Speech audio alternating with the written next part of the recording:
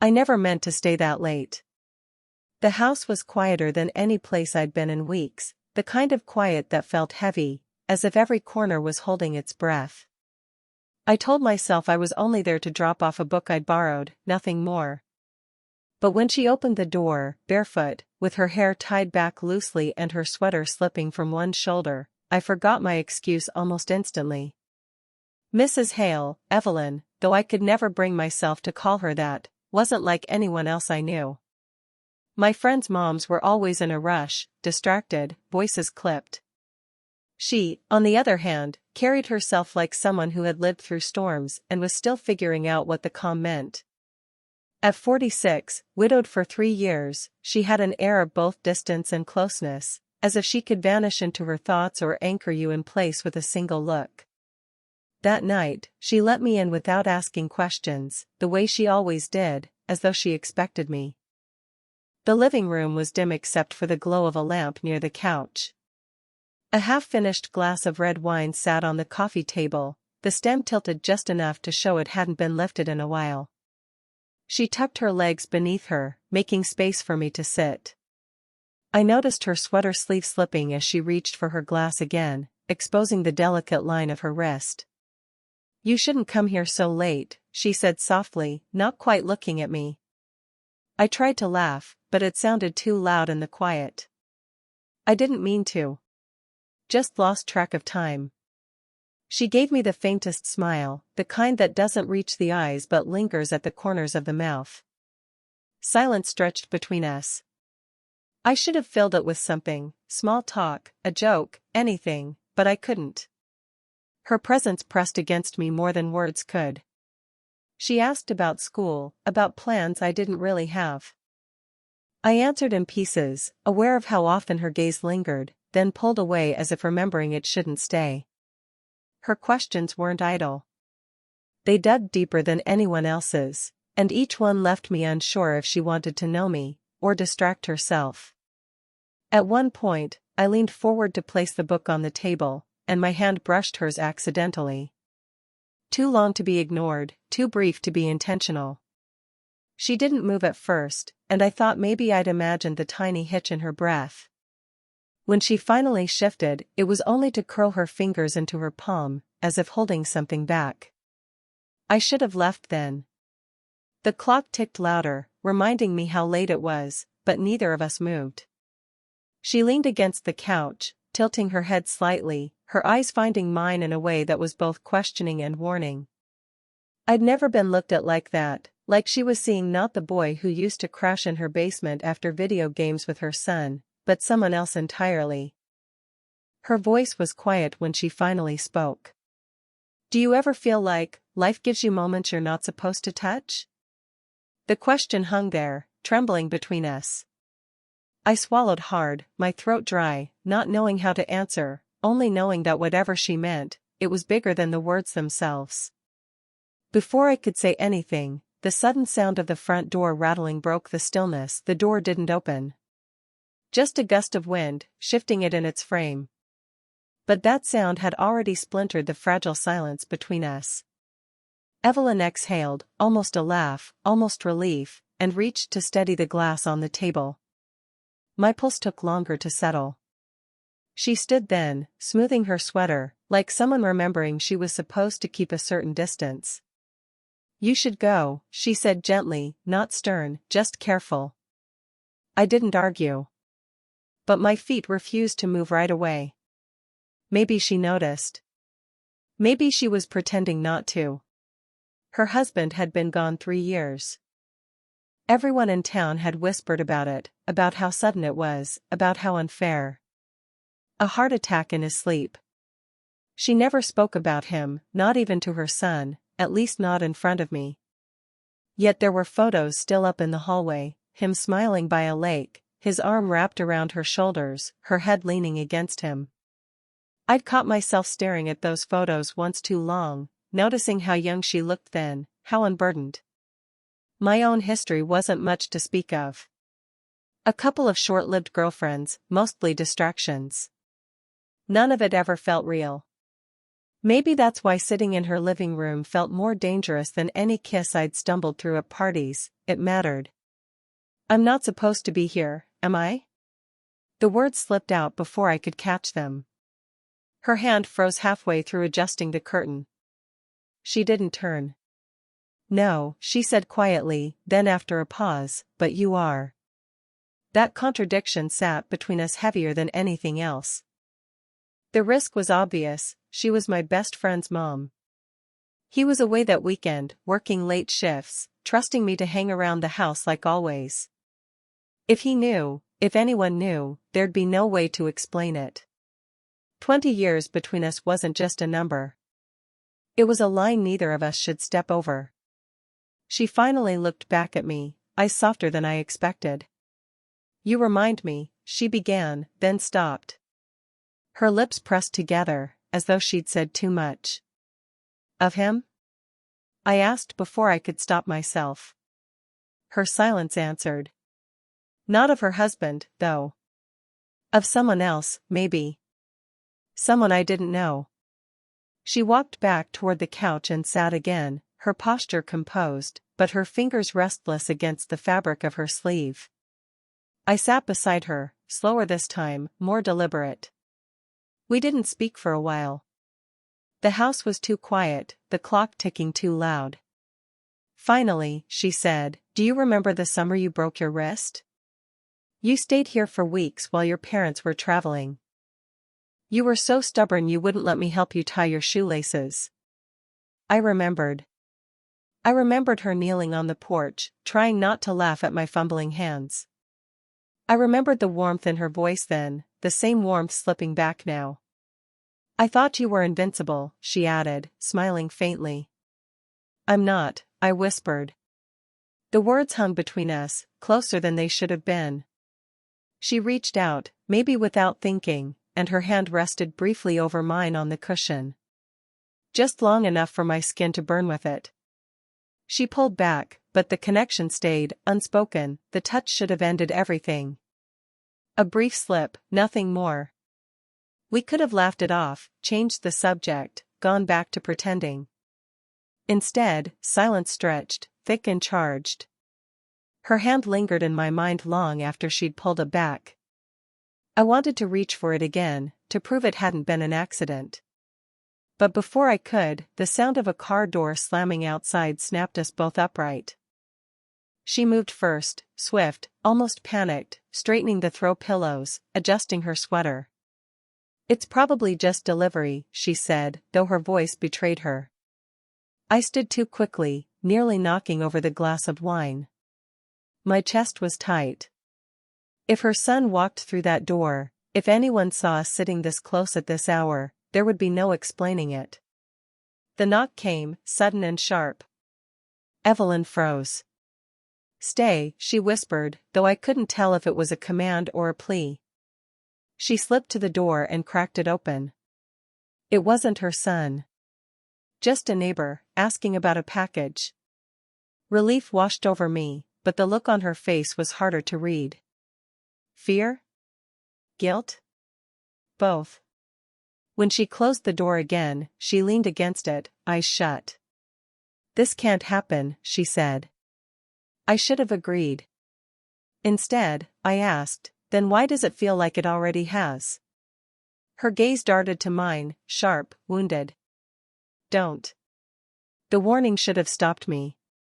It didn't. My heart was hammering, reckless. Tell me you don't think about it, I said, stepping closer, though every nerve screamed at me to stay away. She shook her head, but her silence betrayed her. Her lips parted, like words had been trapped there for years. You're too young, she finally whispered. And you're his friend. I'm not a kid, I said, too quickly, my voice raw. Her eyes softened, but the pain in them deepened. She turned away, crossing to the kitchen, creating distance as if the space itself could hold us apart. You don't understand what this would cost. I followed, though slower, my steps hesitant on the hardwood. Maybe I do. She gripped the edge of the counter, knuckles white. For a moment, her back was to me, but her shoulders trembled. Vulnerability poured through the cracks in her composure. When she finally turned, her eyes glistened. I buried one life. I can't. I can't ruin another. I had no answer. The truth of her words pressed heavy on my chest. Still, when she brushed past me, her arm grazed mine, deliberate or not, I couldn't tell. The contact sent fire racing under my skin. We ended up back in the living room, neither willing to say goodbye, neither able to stay. The clock ticked past midnight, loud as thunder. At one point, I leaned forward without thinking, close enough that her breath mingled with mine. Inches. Just inches. Her hand lifted as if to stop me, but it hovered mid-air, trembling, never landing. And that was when her son's voice cut through the night, muffled, outside the front door. The sound of his voice outside froze us both. Evelyn's eyes widened, her hand still half raised between us. She looked like someone caught in a dream and a nightmare at once. Go, she whispered urgently, pushing me toward the back hallway. My chest was tight, panic rising. He'll see me leaving, then don't leave. Just, stay quiet. Her voice cracked with the weight of it. The front door creaked open, her son's heavy steps filling the house. Mom? You up? Evelyn's tone shifted instantly, warm, practiced. In here. I pressed myself against the wall in the shadowed hall, listening as he walked into the kitchen. He never came into the living room, thank God, but his presence changed everything. I could hear the clink of the fridge door, the low murmur of mother and son talking about nothing important. A normal, safe conversation. Meanwhile, my pulse thundered so loud I was sure it would give me away. When he finally went upstairs, Evelyn waited a long time before moving. Her footsteps were soft but quick as she came back to me. She didn't speak, just grabbed my wrist and pulled me toward the back door. The cool night air hit us as we stepped outside. We stood there on the porch, the quiet yard stretching around us. I pulled my wrist free, not roughly, but enough to make her face me. You can't just pretend that didn't happen. Her voice was low, almost desperate. You think I don't know that? The porch light hummed faintly above us, throwing shadows across her face. She looked older in that moment, tired, but also more alive than I'd ever seen her. You drive me insane, I admitted, words spilling before I could stop them. I tried to leave, I tried to act normal, but every time I'm here, every time you look at me, I broke off, jaw tight, shame and desire colliding in my throat. Her lips parted, but no words came. She just shook her head, like she wanted to erase what I'd said. I stepped closer. Say you don't feel it. Just once. And I'll stop. She stared at me, eyes glassy in the dim light. Her silence was louder than any answer. I can't, she whispered finally. The admission hit me like a strike. My breath caught, heat surging through me. I reached up, not daring to touch, but close, so close my fingers hovered beside her cheek. This is wrong, she whispered, though her body leaned in despite the words. He's upstairs. He trusts you. And you? My voice was raw, shaking. Do you trust me? Her eyes locked on mine, and for the first time, she didn't look away. Something broke in the air between us, sharp and unstoppable. Her hand lifted, trembling, brushing lightly against my chest. Just that touch. Barely there, but it undid me. We stood inches apart, breathing the same air, every boundary trembling. The world around us held still, until the creak of the upstairs floorboards reminded us we weren't alone. Evelyn's breath caught. My hand finally moved, closing over hers against my chest. And then, the sound of the floorboards overhead held us frozen. Evelyn's hand was still against my chest, my palm covering hers. Neither of us breathed. Then her son's voice drifted down, drowsy, casual. Mom? You forgot to lock the back door. Her hand jerked away from mine. She pulled back fast, panic flickering across her face. "Go," she mouthed again, pushing me toward the yard. This time, I obeyed, slipping into the shadows of the garden as she closed the door behind me. I waited outside, every second stretching like an eternity. The night air was damp, cool, but my skin burned. I should have left, walked home, disappeared, pretended none of this had ever happened. Instead, I stayed by the fence, half hidden, listening through the kitchen window cracked open just enough. Her son's voice came again, closer now. "Were you talking to someone?" Evelyn's pause was too long. My stomach dropped. "No," she said finally, too evenly. "Just, the TV." It was a lie. He must have heard the strain in her voice, because he didn't answer right away. I heard the sound of the fridge again, then his footsteps fading toward the stairs. But the damage was done. She lied, for me.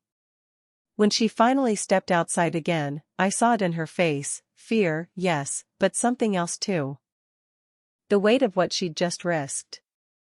"You shouldn't have stayed," she said, voice trembling with more than anger. "I couldn't leave like that. You don't understand." Her arms crossed over her chest, defensive, but her eyes betrayed her. "If he even suspects," she trailed off, shaking her head. "He's all I have left."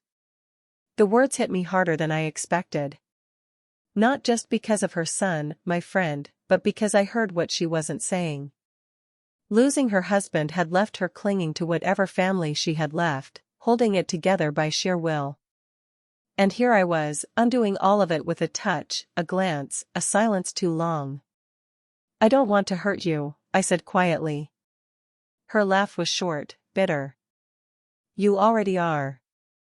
I stepped closer, reckless again. "Then tell me to stop." Her jaw tightened. "I can't." The night stretched between us, raw and dangerous. She turned her face away, but not before I caught the shine in her eyes. That was when she spoke words that twisted everything I thought I knew. "You remind me of the man I should have married," she whispered. For a moment, I didn't breathe. She wasn't talking about her husband, I knew it in the way her voice broke, in the way her hands gripped the railing like it was holding her together. "You, what?" I managed. Her eyes met mine then, fierce, vulnerable. "He was too young, too reckless. Everyone told me it would ruin me. So I chose safe. I chose stability. And it killed something in me long before death took him." The confession shattered the ground beneath us. Suddenly, I wasn't just some boy on her couch. I was the ghost of a choice she never made, the one that got away, standing right in front of her. And that made me more dangerous than ever. Her words stayed between us like smoke, impossible to hold, impossible to ignore. The man I should have married. I couldn't stop staring at her. She stood on the porch railing, hands gripping the wood like it was the only thing keeping her upright. For the first time, she looked younger and older all at once, like the years she'd lost were pressing against the years she still had left. "You don't know what you're saying," I whispered, though every part of me wanted to believe her. Her head shook slowly. "I know exactly what I'm saying." Her eyes flicked to mine, shimmering, fierce. "And I know it doesn't change what we are. You're too young. You're my son's friend. It's wrong in every way that matters. Then why are we still out here?" My voice cracked, harsher than I meant. "Why aren't you walking away right now?" Her lips trembled but stayed shut. Silence stretched, long enough that the hum of the porch light felt deafening. "I can't lose myself again," she said finally, her voice breaking. "After my husband, I built walls so high I thought nothing could touch me. And then you," she cut herself off, pressing a hand against her mouth. I stepped closer, close enough to see her shoulders trembling. "Then let me in. Just this once. Not as his friend. Not as some kid. As me." Her eyes closed. When they opened, tears were slipping down her cheeks. "You don't know what you're asking." "I do," I said, softer now. "I've never been more certain of anything." She let out a laugh that was half a sob. "This isn't certainty. It's madness." "Maybe," I admitted. "But it's ours." The words hung in the air, and something inside her broke. She reached for me suddenly, hands clutching my shirt, pulling me against her. Not a kiss, not yet. Just the press of her forehead against my chest, her body trembling against mine. I held her, not daring to move too quickly, afraid she'd vanish if I did. Her breath was hot against my skin, uneven, desperate. "I hate you for this," she whispered, voice muffled. "For making me feel alive again." My arms tightened around her. "Then hate me. Just don't let go." We stood there, wrapped in each other, the night swallowing every sound except the ragged pull of our breathing. For once, she didn't push me away. She didn't remind me of the rules, or the lines, or the cost. She just let herself lean. When she finally pulled back, her hands lingered on my face, thumbs brushing over skin like she was memorizing it. Her eyes were glassy, but steady. "If we cross this line, there's no going back." "I don't want to go back," I said. Her lips parted, close enough I could feel her breath, her doubt, her need. And just as everything tilted toward breaking, the porch light flickered and went out, dropping us into darkness. The porch light clicked back on with a soft hum, but neither of us moved. Her hands were still on my face, my breath still tangled with hers. The silence wasn't empty anymore, it was full, overflowing with everything we hadn't said and everything we already knew. "I should tell you to leave," she whispered finally, voice trembling. "I should end this before it destroys us both." I swallowed hard, but my voice was steady. "Then why don't you?" Her eyes searched mine, raw and unguarded. "Because for the first time in years, I don't feel alone." The words cracked something open inside me. I leaned in, not with the recklessness I'd carried before, but with the certainty that whatever happened next, it would matter. She didn't stop me. Her lips met mine softly at first, hesitant, as if testing the weight of a choice that couldn't be undone. Then deeper, fiercer, like she'd been holding her breath for years and finally let it out.